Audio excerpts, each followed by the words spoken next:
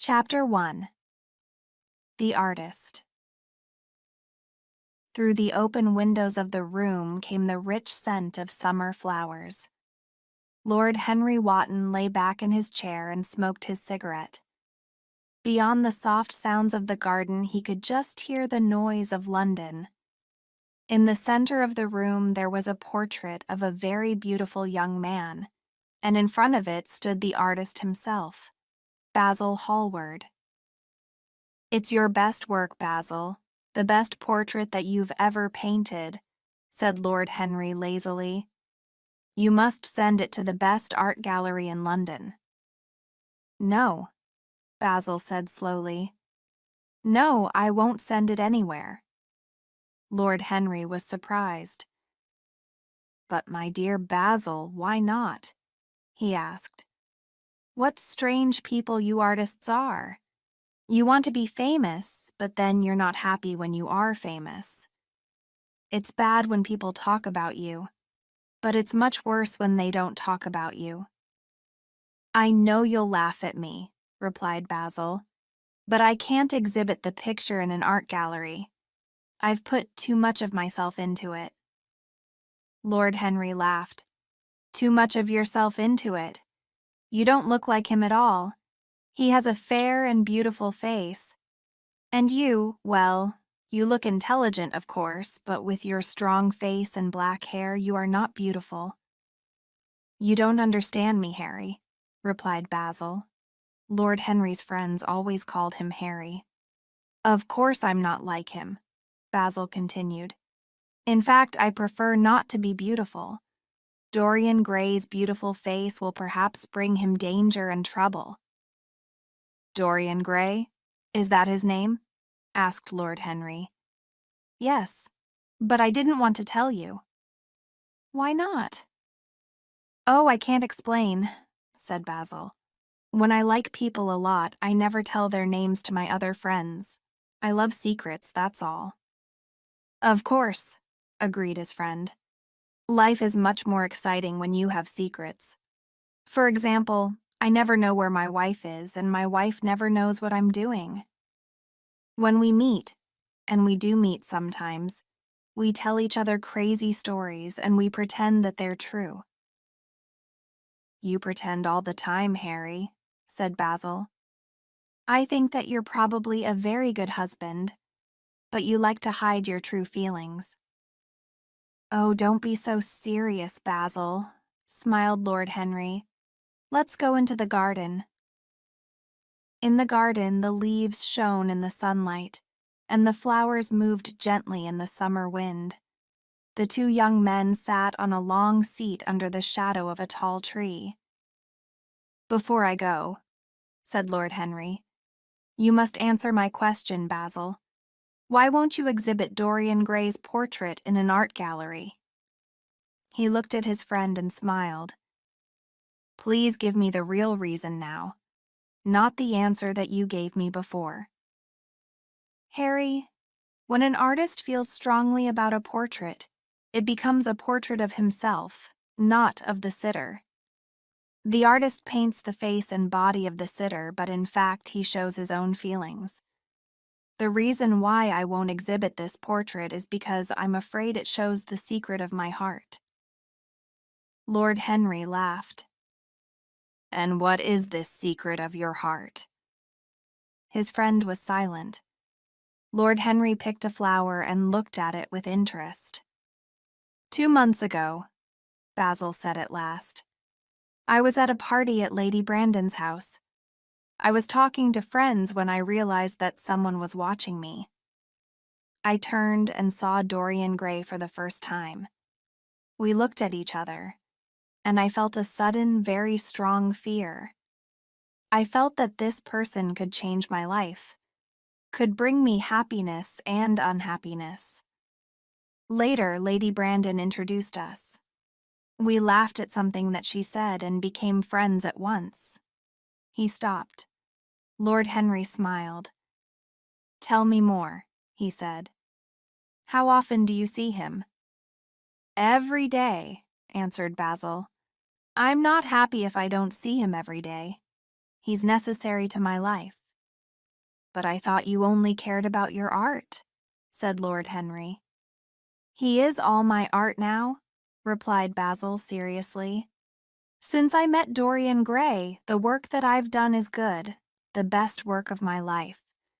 Because of him, I see art in a different way, a new way. When I'm with him, I paint wonderful pictures. Basil, this is extraordinary. I must meet Dorian Gray, said Lord Henry. Basil got up and walked up and down the garden. So that's my secret. Dorian doesn't know about my feelings. And I can't let people see the portrait because it shows what's in my heart. There's too much of myself in it, Harry, too much.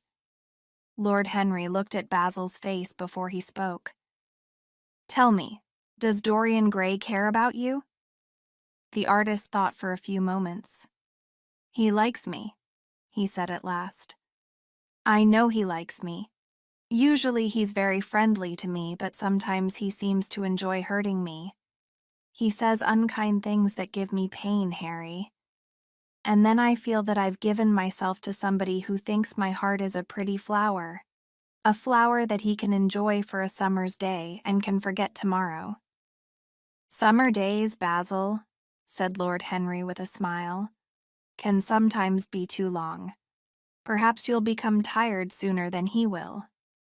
Harry, don't talk like that. While I live, Dorian Gray will be important to me. You change your feelings too quickly. You can't feel what I feel.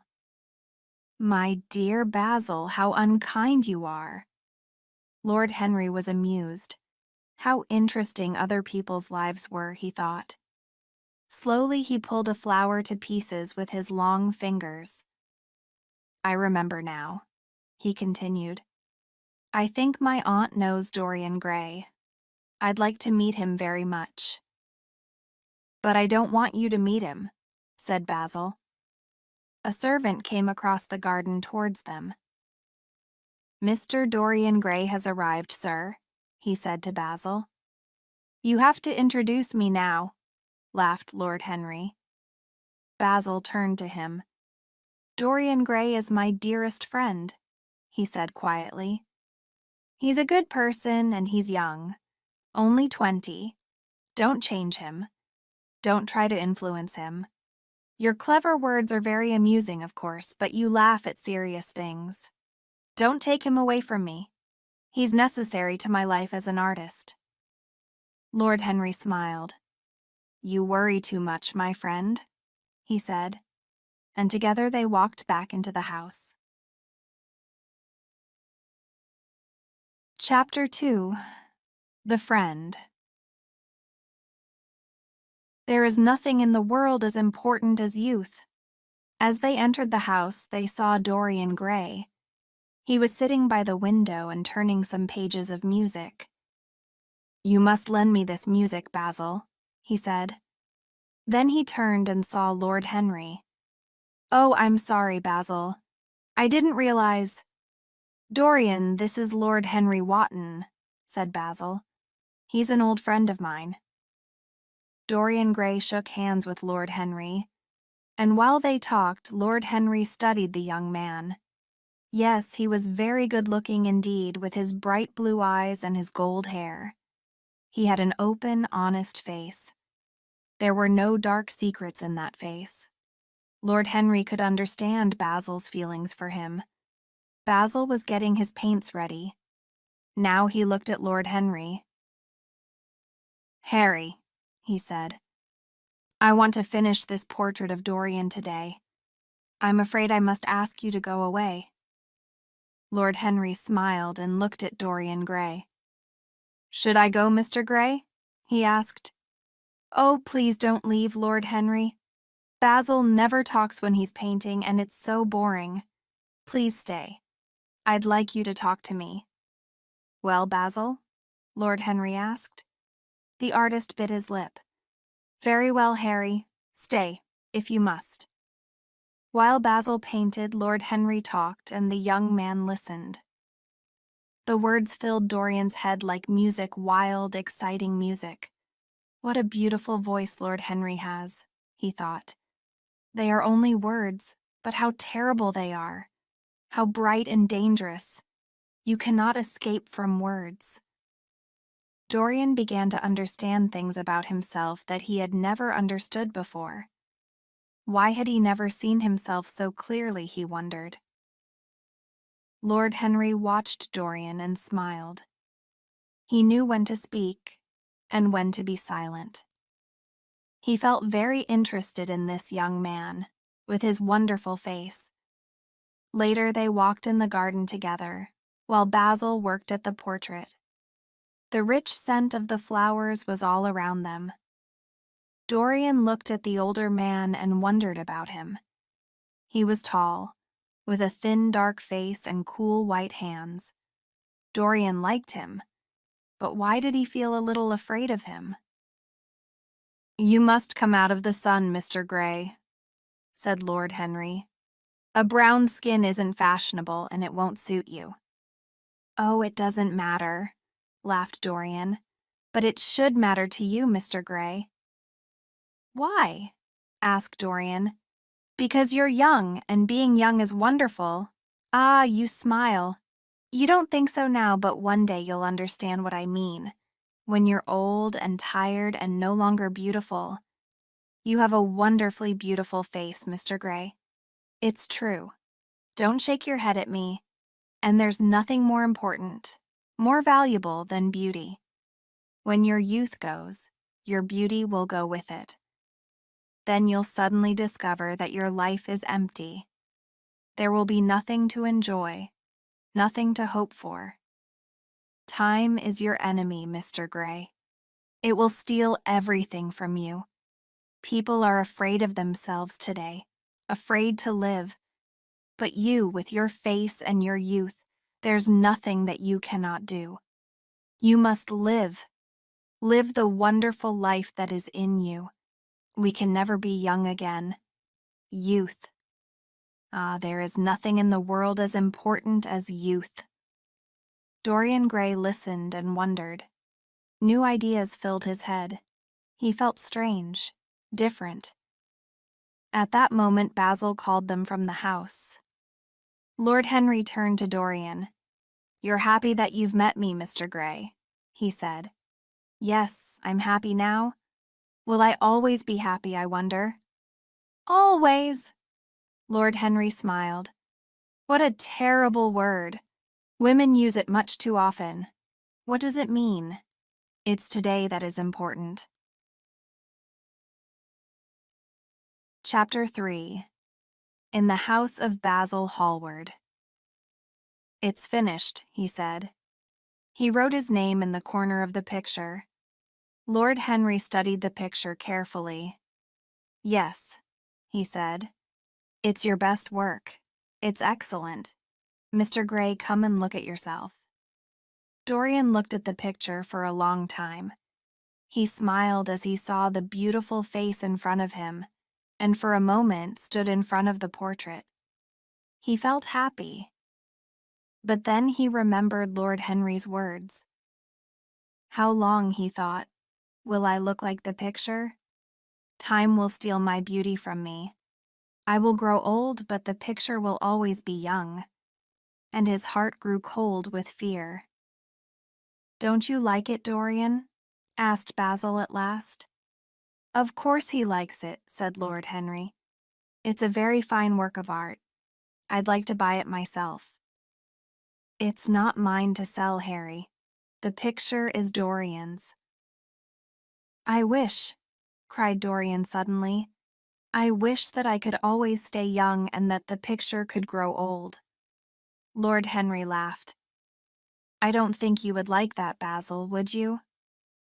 "No, I wouldn't like it at all," agreed Basil with a smile. Dorian turned his face red and angry. "Yes, you like your art better than your friends," he said to Basil. "How long will you like me? Only while I'm beautiful, I suppose." Lord Henry is right. Youth is the most important thing in the world. Oh, why did you paint this picture? Why should it stay young while I grow old? I wish the picture could change and I could stay as I am. I would give anything, yes, anything for that. He hid his face in his hands. Dorian, Dorian, said Basil unhappily. Don't talk like that. You're my dearest friend. He turned to Lord Henry. What have you been teaching him? He asked angrily. Why didn't you go away when I asked you? Lord Henry smiled. It's the real Dorian Gray, that's all. Basil turned and walked quickly over to the portrait. It's my best work, but now I hate it. I will destroy it now before it destroys our friendship. He picked up a long knife. But Dorian was there before him. No, Basil, don't. You can't destroy it. That would be murder. So, said Basil coldly, you've decided that you like the portrait after all. Like it? Said Dorian. I'm in love with it. I cannot live without it. Later, during tea, Lord Henry invited Basil and Dorian to go with him to the theater that night. Basil refused, but Dorian was happy to accept. Stay and have dinner with me, Dorian, said Basil. But no, Dorian preferred to go to the theater with Lord Henry. As the door closed behind Dorian and Lord Henry, Basil turned back to the picture. I shall stay here with the real Dorian Gray, he said sadly to himself. The next morning, Lord Henry went to visit his aunt, Lady Agatha. She was surprised to see him. I thought you fashionable young men never got up until the afternoon, she said. But my dear aunt, I need some information, you see, replied Lord Henry. I met Dorian Gray yesterday, and I'd like to know more about him. Oh, he's Lord Kelso's grandson, said Lady Agatha. His mother was Lady Margaret Devereux, a very beautiful woman. She ran away from home to marry a poor soldier. He was killed a few months later, and she died soon after her son was born. She was a lovely woman. Dorian Gray has her beauty, and he will, I understand, have his grandfather's money.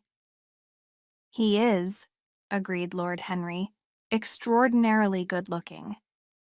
Come to lunch, invited his aunt. Dorian Gray will be here, and you can meet him again. I'd love to come, smiled Lord Henry. As he left, Lord Henry thought about this sad story. He became more interested than ever in this beautiful young man, Dorian Gray. He remembered the night before, when Dorian had watched him with his bright blue eyes, half wondering, half afraid. He does not yet know himself, thought Lord Henry with a smile. But I can teach him. Yes, I can influence him in any way that I please. I will teach him to discover the fire of youth and love and life. The conversation among the fashionable people at Lady Agatha's lunch was quick and clever. Lord Henry talked, in his lazy, amusing way, and knew that Dorian Gray was watching and listening. After a while, the conversation turned to a friend's plans to marry an American girl. Why can't these American women stay in their own country? They're always telling us that it's a paradise for women, said Lord Burden. It is, said Lord Henry. That's the reason why they're so happy to escape from it. They say, laughed the man next to Lady Agatha, that when good Americans die, they go to Paris. Really? And where do bad Americans go to when they die? Asked Lady Agatha. They go to America, said Lord Henry. People smiled, and the conversation moved on to other things. Lord Henry took ideas and played with them. He gave them wings, and they flew like brightly colored birds around the room. People laughed and smiled, and told him that he should be more serious. But Dorian Gray never took his eyes away from Lord Henry. After lunch, Lord Henry said that he was going to the park, and as he left the room, Dorian Gray touched his arm. May I come with you? He asked. But I thought you'd promised to go and see Basil Hallward. Lord Henry replied. Yes, but I'd prefer to come with you. Please let me, said Dorian. I want to listen to you talking. Nobody speaks as well as you do. Ah, I've talked enough for today. Lord Henry smiled. But you may come with me if you want to. Chapter 4. The Young Man in Love, read by Hafid Jabari. Love is a more wonderful thing than art. One afternoon, a month later, Dorian Gray visited Lord Henry. Dorian was excited and his eyes were shining. Harry, he began, I'm discovering life. I'm doing everything that you told me to do. I'm in love. Who are you in love with? Asked Lord Henry calmly. With an actress. Oh, everybody's in love with an actress at some time in their lives, said Lord Henry. No, Harry, this is different. She's wonderful. Her name's Sybil Vane, and one day she'll be a very famous actress. She really is extraordinarily clever. My dear boy, said Lord Henry in his lazy voice, no woman is extraordinarily clever. Women have nothing to say, but they say it beautifully. There are only 5 women in London who can give you real conversation. But tell me about your wonderful actress. How long have you known her? Harry, I'll tell you all about her, but you must promise not to laugh. Lord Henry listened and smiled. Dorian had discovered an old, dirty theater in a poor street in London. He had gone in to look for adventure, but had found love, he told Lord Henry. The play had been Shakespeare's Romeo and Juliet. Romeo was a fat old man with a terrible voice, but Juliet, oh, Harry, she was about 17, with dark brown hair and a face like a flower. She was the loveliest girl that I'd ever seen in my life, and her voice was like music. I love her, Harry. She's everything to me. Every night I go to see her in different plays, and she's always wonderful. That's the reason, I suppose, why you never have dinner with me now, said Lord Henry. But Harry, you and I see each other every day. We always have lunch together, said Dorian in surprise. I have to go and see Sybil in the theater every night. You and Basil must come with me to see her. Then you can see yourself how wonderful she is. Come tomorrow. Very well, my dear Dorian. We'll come and watch your Juliet. But you'll be in love many times, you know. This is only the beginning. After Dorian had gone, Lord Henry smiled to himself. How amusing it was to watch this young man, he thought. He was very different now from the frightened boy in Basil Hallward's house. He had opened like a flower in the sun, and was learning to enjoy every pleasure in life. And it is I, thought Lord Henry, who have taught him how to do this. When Lord Henry returned home that night, there was a letter for him lying on the table. It told him that Dorian Gray was going to marry Sybil Vane. Mother, I'm so happy, cried the girl. And you must be happy too. Mrs. Vane put her thin white hands on her daughter's head. I'm only happy when I see you in the theater, she said. And we are poor. We need the money, don't forget that. What do we know about this young man? You don't know his real name or anything about him. No, but I call him Prince Charming. He's everything to me. I love him and he loves me. Oh, Mother, let me be happy. You're too young to think of love, said her mother.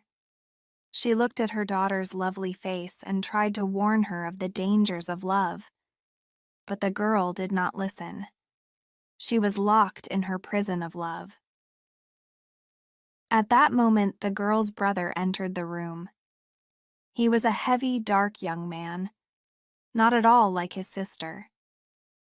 I've heard about a gentleman who visits you every night at the theater, he said to his sister. Who is he? What does he want? "Oh, James, don't be angry with me today," cried Sybil. "You're leaving for Australia tomorrow, and today is your last day. Come for a walk with me in the park. I'll go and get ready." She danced out of the room, and her mother and brother could hear her singing as she ran upstairs. James Vane turned to his mother. "My new life as a sailor will keep me away from England for many years," he said. "But I don't like to leave Sybil alone." "Sybil has me, her mother, you know," said Mrs. Vane quietly. "Then take care of her." James Vane gave his mother a long, hard look. "If that man hurts my sister, I'll find him and kill him like a dog." As they waited Henry and Basil for Dorian Gray the next night, Lord Basil Hallward discussed Sybil Vane. Basil had not been happy at the news of Dorian's marriage plans. "An actress!" he had cried. "But Dorian is a gentleman, the grandson of Lord Kelso.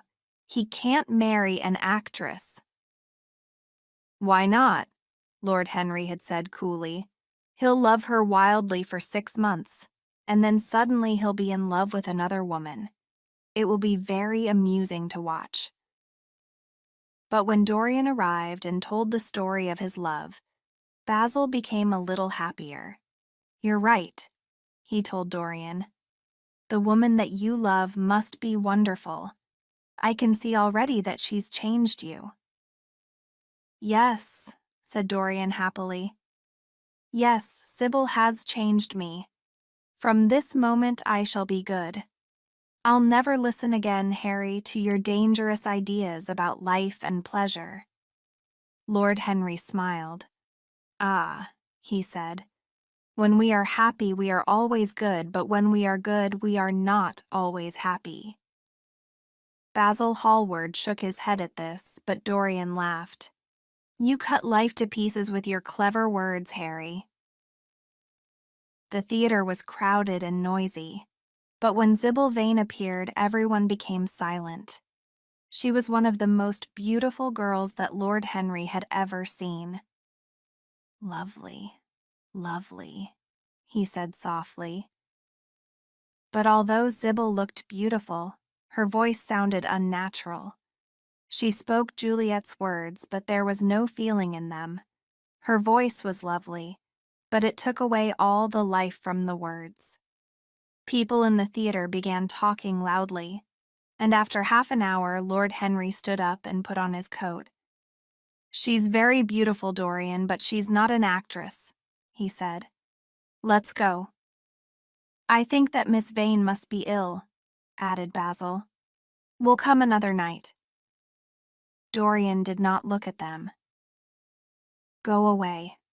I want to be alone," he said miserably, and as his friends left, he covered his face with his hands. When the play came to its painful end, Dorian went to see Sybil. "I wasn't a very good Juliet tonight," she said, and looked at him with love in her eyes. "You were terrible," said Dorian coldly. "My friends were bored. I was bored. I suppose you were ill." She did not seem to hear him. "Dorian," she cried. "Before I knew you, the theater was my only life. I thought that it was all true. I knew nothing but shadows, and I thought that they were real. But you've taught me the difference between art and life. How can I pretend to be Juliet, to feel Juliet's love, when I know now what true love is?" Dorian turned his face away from her. "But I loved you for your art, because you were a wonderful actress," he said. His voice was hard. "You have killed my love. Without your art, you are nothing. I never want to see you again." Sybil's face was white with fear. "You're not serious, are you, Dorian?" she asked. She touched his arm with her small, gentle hand. "Don't touch me!" he shouted angrily. He pushed her away and she fell to the floor and lay there like a broken bird. "Dorian, please don't leave me," she cried. I love you better than anything in the world. Don't leave me." Dorian Gray looked down at her with his beautiful eyes. There was no love or gentleness in his face. "I'm going," he said at last. "I don't wish to be unkind, but I don't want to see you again." Without another word, he left her. All night he walked through the streets of London. When morning came, he went home. When he entered his house, he saw the portrait of himself that Basil Hallward had painted. There was something different about it, he thought. The face had changed. There was something unkind and cruel about the mouth. It was very strange. He picked up a mirror and looked at his own face, and then looked again at the face in the portrait. Yes, it was different. What did this change mean? Suddenly he remembered his wish in Basil Hallward's house, his wish that he could stay young, but the picture could grow old. The idea was impossible, of course, but why did the face in the picture have that cruel, unkind mouth? Cruel? Had he been cruel to Sybil Vane? He remembered her white, unhappy face as she lay at his feet. But she had hurt him too. No, Sybil Vane was nothing to him now. But the picture watched him, with its beautiful face and its cruel smile. It had taught him to love his own beauty. Would it also teach him to hate his own heart, his own soul? No, he would go back to Sybil Vane. He would marry her, try to love her again. Poor child, how cruel he had been to her. They would be happy together. He covered the picture and quickly left the room. Chapter 5. The Death of Love. It was long past midday when Dorian woke up. His servant brought him tea and his letters, but he did not read them. Yesterday seemed like a bad dream, but when he went downstairs, he saw the covered picture. Should he uncover it, he wondered? Had the face in the picture really changed? Did he want to know? He lit a cigarette and thought for a while. Yes, he had to know. He lifted the cover. There was no mistake. The portrait had really changed. He could not explain it, could not understand it. It was impossible. But it had happened. Dorian felt sick and ashamed. He did not know what to do or what to think. Finally, he sat down and wrote a long letter to Sybil Vane. He covered page after page with wild words of love. Then, suddenly, he heard Lord Henry's voice at the door. Dorian jumped up and covered the picture. "My dear boy," said Lord Henry as he came in, "I'm so sorry, but you must not think too much about her." "Do you mean about Sybil Vane?" asked Dorian. "There's nothing to be sorry about. I want to be good, and I'm going to be happy. I shall marry Sybil Vane. I'm not going to break my promise to her." "Marry Sybil Vane?" Lord Henry stared at Dorian. "Didn't you get my letter?" "I haven't read my letters today," said Dorian slowly. Lord Henry walked across the room and took Dorian's hands in his own. "Dorian," he said quietly, "don't be frightened. My letter told you that Sybil Vane is dead. She killed herself at the theater last night." "No, no, that's impossible," cried Dorian. He pulled his hands away and stared at Lord Henry with wild eyes. "This is terrible, Harry. I have murdered Sybil Vane." "She killed herself," said Lord Henry calmly. "You didn't murder her. She killed herself because she loved you. It's very sad, of course, but you mustn't think too much about it. You must come and have dinner with me." "Harry, listen. Last night I told her that I didn't want to see her again. But after I left her, I realized how cruel I had been. I decided to go back to her to marry her. And now she is dead. Harry, what shall I do? You don't know the danger that I am in." "My dear Dorian," said Lord Henry, "marriage with Sybil Vane was not for you. No, marriages like that are never successful. The man quickly becomes unhappy and bored. Of course, he's kind to his wife. We can always be kind to people that we're not interested in. But the woman soon discovers that her husband is bored.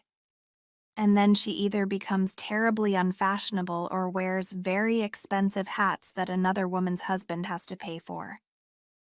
The young man walked up and down the room. "I suppose that's true," he said unhappily. "But Harry, I don't think that I'm cruel, do you?" Lord Henry smiled. He told Dorian Gray what he wanted to hear. And then he told him clever, amusing stories about the women that he himself had loved. He said that Sybil Vane's death was a beautiful end to a love story for an actress. "The girl never really lived," he continued, "so she never really died. Don't cry for Sybil Vane. She was less real than Juliet." After a while, Dorian Gray looked up. "You have explained me to myself, Harry," he said slowly. "How well you know me. But we won't talk of this again. It's been a wonderful lesson for me. That's all." When Lord Henry had left, Dorian uncovered the picture again. He had to choose between a good life and a bad life, he thought. But then he realized that, in fact, he had already chosen. He would stay young forever and enjoy every wild pleasure that life could give him. The face in the picture would grow old and ugly and unkind, but he would stay beautiful forever. He covered the picture again and smiled. An hour later, he was at Lord Henry's house, and Lord Henry was smiling at his side. While Dorian was having breakfast the next morning, Basil Hallward came to see him. "At last I found you, Dorian," he said seriously. "I came last night, but they told me that you'd gone out to dinner with friends. I knew that wasn't true, of course. I wanted to tell you how sorry I was about Sybil Vane. Poor girl." "My dear Basil," said Dorian. He looked bored. "I was at Lord Henry's house last night. It was a very amusing evening." Basil stared at him. "You went out to dinner?" he said slowly. "You went out to dinner when Sybil Vane was lying dead in some dirty theater?" "Stop, Basil, I won't listen to you." Dorian jumped to his feet. "Sybil Vane is in the past, finished, forgotten." "You've changed, Dorian," said Basil. "You have the same wonderful face. But where is the kind and gentle boy who sat for my portrait? Have you no heart?" "Yesterday my heart was full of sadness. I have cried for Sybil, yes, but I cannot cry today. I have changed, Basil. I'm a man now, with new feelings, new ideas. Don't be angry with me. I am what I am. There's nothing more to say." Basil watched him sadly. "Well, Dorian," he said at last, "I won't speak of poor Sybil again. But will you come and sit for another portrait soon?" "No, never," said Dorian quickly. "It's impossible." "But why?" asked Basil, very surprised. "And why have you covered the portrait?" He walked across the room towards the painting. Dorian cried out in fear and ran between Basil and the portrait. "No, Basil, you must not look at it. I don't want you to see it." His face was white and angry. "If you try to look at it, I'll never speak to you again." The artist stared at him. "Why can't I look at my own work?" he asked. "I'm going to exhibit it in an art gallery in Paris soon." Dorian tried to hide his fear. "But you said..." You told me that you would never exhibit the picture. Why have you changed your mind? He came closer to Basil and looked into his face. Tell me why, he said. Basil turned away. After a while, he said slowly, I see that you too have noticed something strange about the picture. Dorian, you changed my life as an artist from the moment when I met you. You became very important to me. I could not stop thinking about you. And when I painted this portrait, I felt that I'd put too much of myself into it. I could not let other people see it. He was silent for a moment, then turned back to Dorian. Perhaps you're right. I cannot exhibit this picture. But will you let me look at it again? No, never. The artist smiled sadly. Well, I've told you my secret now. Try to understand me, Dorian. You've been the one person in my life who has really influenced my art. As he left the room, Dorian Gray smiled to himself. What a dangerous moment that had been. Poor Basil. Although he had told his own secret, he had not discovered Dorian's secret. But the picture, he must hide it away at once. No one must ever see it again. He had the covered portrait carried upstairs to a small room at the top of the house. Then he locked the door and kept the key himself. He felt safe now, because only his eyes would see the terrible changes in that beautiful face. When he returned to the room downstairs, he picked up a book that Lord Henry had lent him. He sat down and began to read. It was the story of a Frenchman who had spent his life searching for beauty and pleasure of all kinds, both good and bad. Dorian read for hours. It was a frightening book, full of strange ideas and dangerous dreams that slowly became real for Dorian. Dorian read this book many times. In fact, he could not stop reading it, and over the years it became more and more interesting to him. He felt that the Frenchman's life was a mirror of his own. Chapter 6. The Thief of Time. I will be young and strong and beautiful forever. And so the years passed. But time did not touch the face of Dorian Gray. That wonderful beauty, the beauty that Basil Hallward had painted, never left him. He enjoyed the life of a rich and fashionable young man. He studied art and music, and filled his house with beautiful things from every corner of the world. But his search for pleasure did not stop there. He became hungry for evil pleasures. He became more and more in love with the beauty of his face, more and more interested in the ugliness of his soul.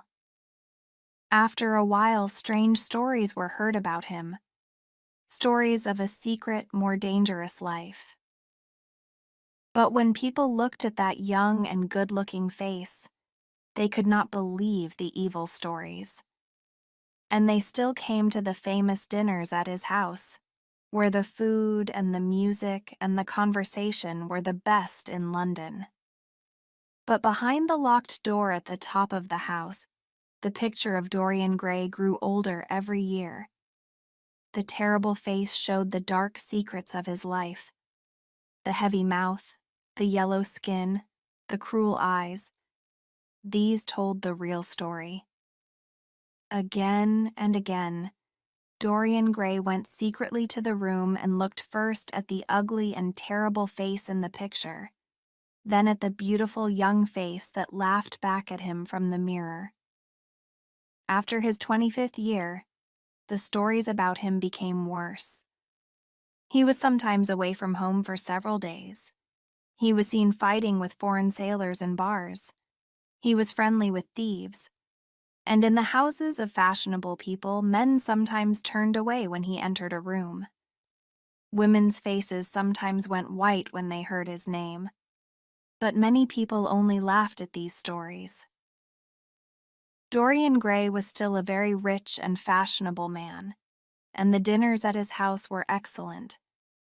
People agreed with Lord Henry, who once said in his amusing way that a good dinner was more important than a good life.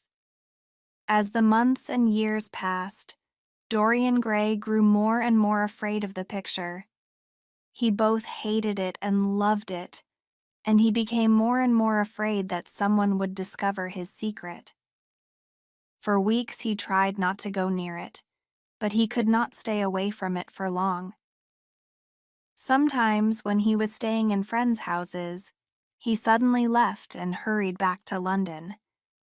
He wanted to be sure that the room was still locked and the picture was still safe. At one time, he used to spend winters with Lord Henry in a little house in Algiers, but now he no longer traveled outside England. His fear grew stronger every year, and as time passed, the face in the picture grew slowly more terrible. Chapter 7. The Hand of a Killer. Uncover that picture and you will see my soul. It was the 9th of November, the evening before his 38th birthday. Dorian Gray was walking home from Lord Henry's house when he saw Basil Hallward. He felt strangely afraid, and tried to pretend that he had not seen him, but Basil hurried after him. "Dorian," he called, "what extraordinary luck. I'm catching the midnight train to Paris, and I wanted to see you before I left. I'll be away from England for 6 months." He put his hand on Dorian's arm. "Look, we're near your house. May I come in for a moment? I have something to say to you." "Of course. But won't you miss your train?" asked Dorian lazily as he walked up the steps to his door. "I have plenty of time. It's only 11 o'clock. They went in and sat down by the fire. "Now, my dear Dorian, I want to speak to you seriously," Basil began. "I must tell you that people in London are saying the most terrible things about you." Dorian lit a cigarette and looked bored. "I don't want to know anything about it. It doesn't interest me." "But it must interest you, Dorian," said Basil. "Every gentleman is interested in his good name. Of course, when I look at you, I know that these stories can't be true. A man's face shows if his life is good or bad. But why does Lord Berwick leave the room when you enter it? Why does Lord Staveley say that no honest woman is safe with you? That young soldier who was your friend. Why did he kill himself? There was Sir Henry Ashton, who had to leave England with a bad name. And what about Lord Kent's son? What kind of life does he have now?" "Stop, Basil. You don't know what you're talking about," said Dorian coldly. "Did I teach these people how to live their lives? And the people who tell these stories, are their lives any better than mine? And there are other stories, too," continued Basil. "Are they true? Can your life really be so bad, so evil? You were a fine young man once, but now when I hear these stories, I wonder. Do I know you at all? What has happened to the real Dorian Gray? I think I would have to see your soul before I could answer those questions." "The real Dorian Gray?" asked Dorian quietly, his face white with fear. "Yes," said the artist sadly, "but only God can see your soul." A terrible laugh came from the younger man. "Come, Basil," he cried. "Come with me. I will show you what only God can see. Why not? It's your own work. You've talked enough about evil. Now you must look at it."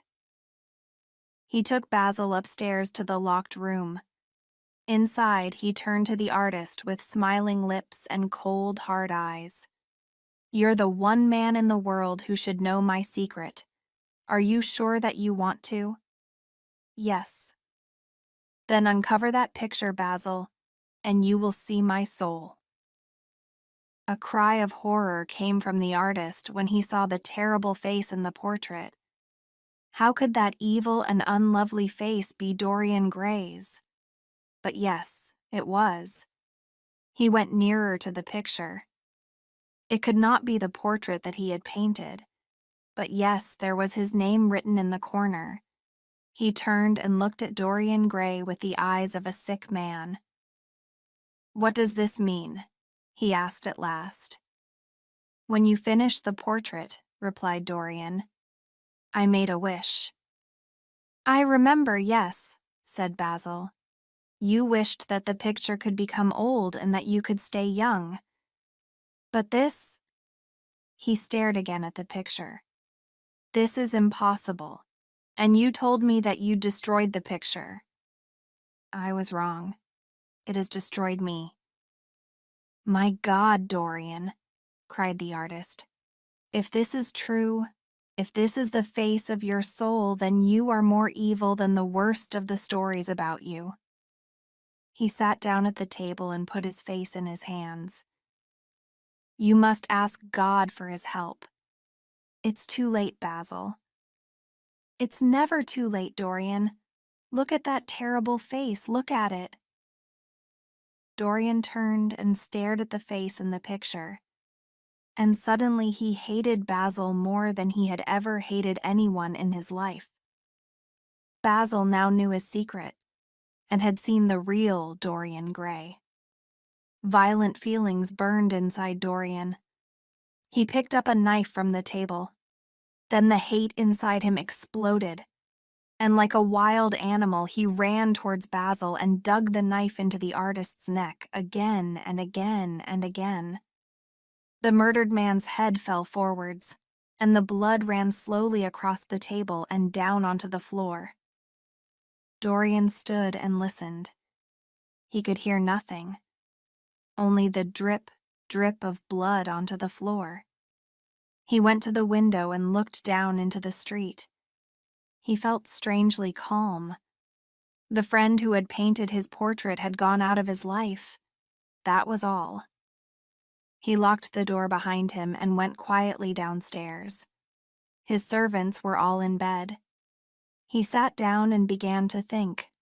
No one had seen Basil in Dorian's house tonight. Paris. Yes, Basil had gone to Paris, of course, so it would be 6 months before people asked where he was. 6 months. That was more than enough time. Dorian walked up and down the room. Then he took out a book from his desk and began to search for a name. Alan Campbell. Yes, that was the name that he wanted. The next morning, Dorian wrote 2 letters. He put one of them into his pocket and he gave the other to his servant. "Take this to Mr. Campbell's house at once," he said. While Dorian waited, he picked up a book and tried to read. But after a time, the book fell from his hand. Perhaps Alan Campbell was out of England. Perhaps he would refuse to come. He was a very clever scientist, and 5 years ago he and Dorian had been good friends. But now Alan never smiled when he met Dorian. Each minute seemed an hour to Dorian. But at last the door opened. Dorian smiled. "Alan," he said, "thank you for coming. I never wanted to enter your house again, but your letter said that it was a question of life and death," said Alan Campbell. His voice was hard and cold. "Yes, Alan, it is. Please sit down." Across the table, the 2 men's eyes met. Dorian was silent for a moment. Then very quietly he said, "Alan, in a locked room upstairs there is a dead body. I want you to destroy it. There must be nothing left. I know you can do this." "I don't want to know your terrible secrets. I refuse to help you," Campbell replied. "But you must, Alan. You're the only person who can help me." Dorian smiled sadly. He took a piece of paper, wrote something on it, and pushed it across the table to Campbell. As Campbell read the piece of paper, his face went white. He looked at Dorian with hate and fear in his eyes. "I'm so sorry for you, Alan," said Dorian gently. "I've already written a letter, and if you don't help me, I'll have to send it. But I think that you will help me." Campbell put his face in his hands and was silent for a long time. Dorian waited. "I'll need some things from my house," Campbell said at last. Dorian sent his servant to fetch the things that Campbell needed, and the two men waited silently. When the servant returned, Dorian took the scientist upstairs to the locked room. As they entered, Dorian remembered that the portrait was uncovered. He turned to cover it, then stopped and stared in horror. One of the hands in the picture was red with blood. For Dorian, this was more terrible than the dead body in the room. With shaking hands, he quickly covered the picture. "Leave me now," ordered Campbell. 5 hours later, Campbell came back downstairs. "I've done what you asked me to do," he said. "And now goodbye. I never want to see you again." When Campbell had left, Dorian went upstairs. There was a terrible smell in the room, but the dead body had gone. Chapter 8. The Sailor. Later the same evening, Dorian Gray was at a party. He smiled and talked and looked as young and as good-looking as ever. But his head ached, and at dinner he could not eat anything. When Lord Henry asked him if he felt unwell, Dorian said that he was tired and would go home early. At home he felt worse. Although the room was warm, his hands shook with cold. He wanted to forget for a while, to escape from the prison of his real life, and to lose himself in dreams. At midnight, in old dirty clothes, he left the house again and went to the East End of London. There he knew places where he could get opium. Dark, evil places where people bought and sold the beautiful, terrible dreams of opium. He had been there many times before. He found the house that he was looking for and went into a long, low room. Men were lying on the dirty floor. A sailor was asleep on a table, and 2 women were drinking at the bar. As Dorian hurried up the narrow stairs, the sweet, heavy smell of opium came to meet him, and he smiled in pleasure, but in the room, he saw a young man who had once been his friend. He turned away and went downstairs again to drink at the bar. One of the women spoke to him. "Don't talk to me," said Dorian angrily, and walked towards the door. "I remember you. You're Prince Charming, aren't you?" she shouted after him. The sleeping sailor woke up when he heard these words, and as Dorian left the house, the sailor hurried after him. Dorian walked quickly along the road, but as he reached a corner, hands closed around his neck. A man pulled him backwards and pushed him against a wall. Dorian fought wildly and pulled the hands away. Then he saw the gun in the man's hand. "What do you want?" he said quickly. "Keep quiet," said the man. "If you move, I'll shoot you." "You're crazy. What have I done to you?" "You destroyed the life of Sybil Vane," answered the sailor. "And Sybil Vane was my sister. She killed herself because of you. I've been looking for you for years, but I only knew the name that she used to call you, Prince Charming. Well, tonight I heard your name, and tonight you're going to die." Dorian Gray grew sick with fear. "I never knew her. I've never heard of her." "You're crazy," he cried. Suddenly he had an idea. "How long ago did your sister die?" he asked. 18 years ago, James Vane replied. "Why do you ask me?" 18 years, laughed Dorian Gray. "Take me to the light and look at my face." James Vane stared at Dorian. Then he pushed him towards the light, and in the light he saw the face of a boy of 20. This man was too young. He was not the man who had destroyed his sister's life. "My God," he cried, "I nearly murdered you." "Go home and put that gun away before you get into trouble," said Dorian, and he walked quickly away. James Vane stared after him in horror. Then a woman's hand touched his arm. "Why didn't you kill him?" she asked. "He's evil."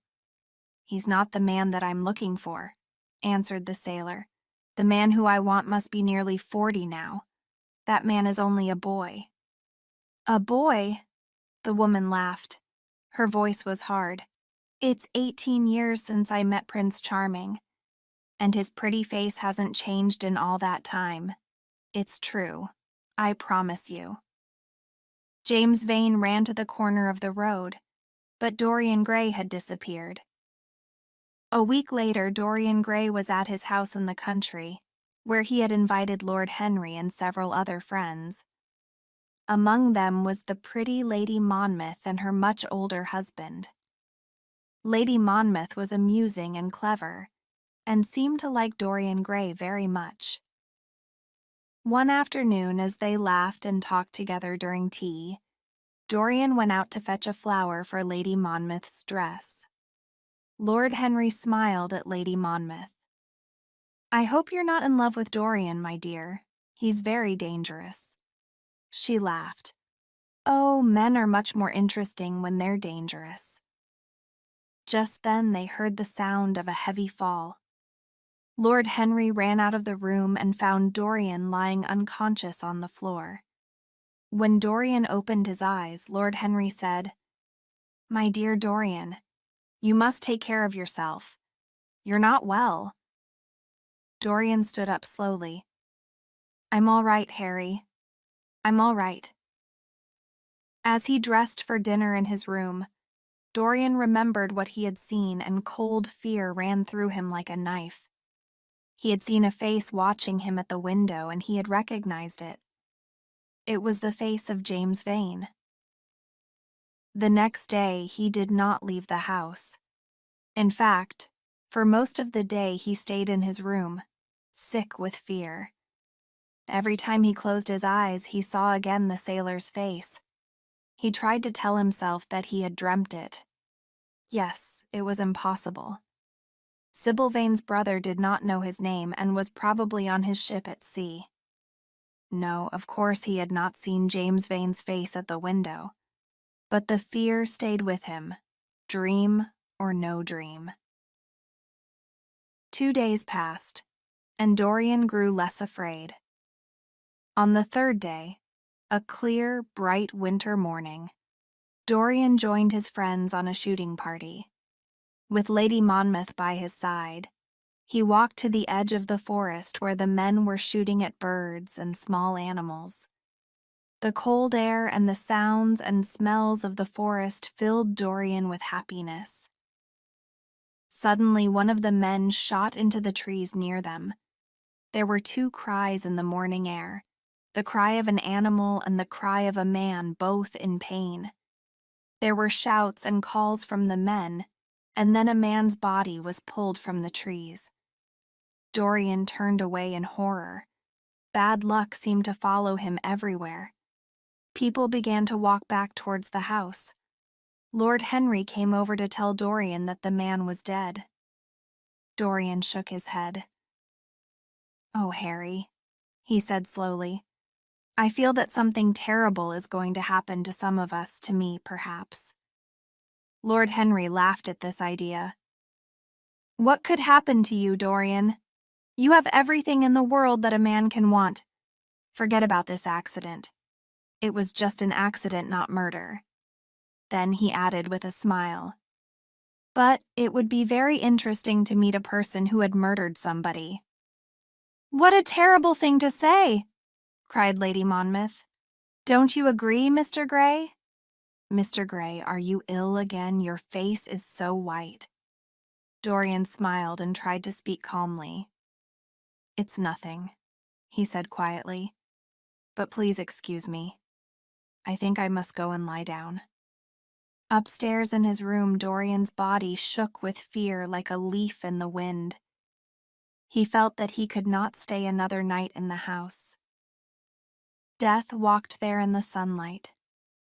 He decided to return immediately to London and to visit his doctor. His servant came to pack his clothes, and while he was doing this, he told Dorian that the dead man was a sailor, but no one knew his name. "A sailor!" cried Dorian. He jumped to his feet. A wild hope filled him. "I must see the body at once." He hurried to the house where the body lay, and when he uncovered the face of the dead man, he saw that it was James Vane. He cried with happiness and knew that now he was safe. Chapter 9. The Picture. A face without a heart. "You're going to be good?" said Lord Henry. "Don't tell me that. You're wonderful as you are. Please don't change." His long white fingers played with a flower on the table. It was spring in London, and the two friends were having dinner at Lord Henry's house. Dorian Gray shook his head. "No, Harry, I've done too many terrible things in my life, and I'm going to change. I began my good life yesterday in the country." "My dear boy," smiled Lord Henry, "everybody can be good in the country. There's nothing to do in the country, so it's impossible to do anything bad. But tell me, how did you begin your good life?" "There was a girl in a village, a very beautiful girl, an honest country girl. She loved me and was ready to come away with me yesterday, but I said no. I refused to destroy her young life, and I've left her as honest as I found her." Lord Henry laughed. "You've left her with a broken heart, you mean. How can she be happy now with a country boy after she has known you?" "Don't, Harry," cried Dorian. "Can you never be serious? I'm sorry that I told you now. Let's talk about other things. What's been happening in London?" "Oh, people are still discussing poor Basil and how he disappeared. I don't know why, because there are plenty of other things that they can talk about. My wife has run away with another man. Alan Campbell has killed himself." "What do you think has happened to Basil?" asked Dorian slowly. "I've no idea," answered Lord Henry. "The English police report that Basil went to Paris on the midnight train on the 9th of November, but the French police say that he never arrived in Paris at all. If Basil wants to hide himself, I really don't care. And if he's dead, I don't want to think about him. Death is the only thing that really frightens me. I hate it." "Harry, don't people say that? That Basil was murdered?" said Dorian. "Some of the newspapers say so," replied Lord Henry. "But who would want to murder poor Basil? He wasn't clever enough to have enemies." "What will you say, Harry, if I tell you that I murdered Basil?" asked Dorian. He watched his friend carefully. Lord Henry smiled. "No, my dear Dorian, murder wouldn't please you. You like a different kind of pleasure, and you should never do anything that you cannot talk about after dinner." He lifted his coffee cup. "What happened to the fine portrait that Basil painted of you? I haven't seen it for years. Didn't you tell me that it was stolen? What a pity." "Oh, I never really liked it," said Dorian. "I prefer not to think about it." For a while the two men were silent. Then the older man lay back in his chair and looked at Dorian with half-closed eyes. "Tell me how you have kept your youth and your wonderful beauty, Dorian. You must have some secret. I'm only 10 years older than you, and I look like an old man. But you haven't changed since the day when I first met you. What a wonderful life you've had." "Yes," said Dorian slowly. It's been wonderful, Harry. But I'm going to change it now. You don't know everything about me. His friend smiled. You cannot change to me, Dorian. You and I will always be friends. Dorian stood up. I'm tired tonight, Harry. I must go home. I'll see you at lunch tomorrow. Good night. At the door, he stopped for a moment and looked back, but then he turned and went out without another word. At home, he thought about his conversation with Lord Henry. Could he really change, he wondered? He had lived an evil life and had destroyed other people's lives as well. Was there any hope for him? Why had he ever made that wish about the picture? He had kept his youth and beauty, but he had paid a terrible price for it. His beauty had destroyed his soul. He picked up a mirror and stared at his face. What was he now? A face without a heart. Suddenly, he hated his own beauty and dropped the mirror on the floor where it broke into many small pieces. James Vane, Basil Hallward, Sybil Vane. These deaths were not important to him now. It was better not to think of the past. Nothing could change that. He must think of himself, perhaps, he thought. If I live a better life, the picture will become less ugly. He remembered the pretty village girl. He had not destroyed her young life. He had done one good thing. Perhaps the picture had already begun to look better. He went quietly upstairs to the locked room. Yes, he would live a good life, and he need not be afraid any more of the evil face of his soul. But when he uncovered the picture, he gave a cry of pain. There was no change. The face in the picture was still terrible, more hateful, if possible, than before, and the red on the hand seemed brighter, like new blood. He stared at the picture with hate and fear in his eyes. Years ago, he had loved to watch it changing and growing old. Now he could not sleep because of it.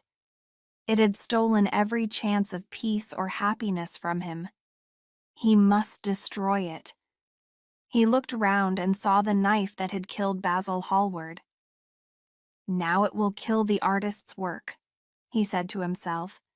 It will kill the past, and when that is dead, I will be free. He picked up the knife and dug it into the picture. There was a terrible cry and a loud crash.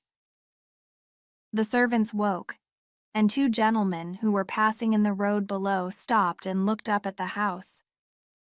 A policeman came by and they asked him, "Whose house is that?" "Mr. Dorian Gray's, sir," was the answer. The two gentlemen looked at each other, then turned away from the house and walked on. Inside the house, the servants talked in low, frightened voices. After some minutes, they went up to the room. They knocked, but there was no reply. They called out. Nothing. They could not open the door, so they climbed down from the roof and got in through the window. Against the wall, they saw a fine portrait of the young Dorian Gray, in all his wonderful youth and beauty.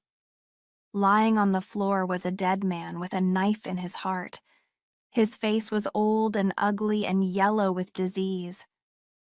Only the rings on his fingers told them who he was,